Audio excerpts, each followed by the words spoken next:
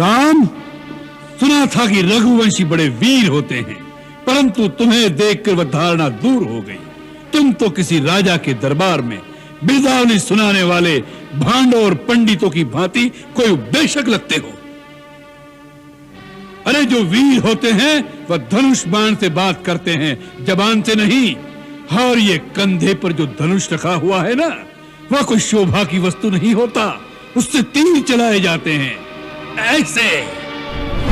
मान लिया हमने भ्रम से नारायण को नहीं पहचाना, मान लिया अपने चित्त के मोह में एक स्त्री का हरण कर लिया, मान लिया अपने गौरव और अहंकार में हमने किसी का परामर्श नहीं सुना। इन सब बातों की चर्चा करने से इतिहास पीछे नहीं मुड़ जाएगा। जो बीत गया बुद्धिमान उसका शोक नहीं करते, भविष्य की चिंता कर्मयोगी नहीं करता। इस समय इस क्षण क्या करना है उसका ही निश्चय आवश्यक हो जाता है। जीना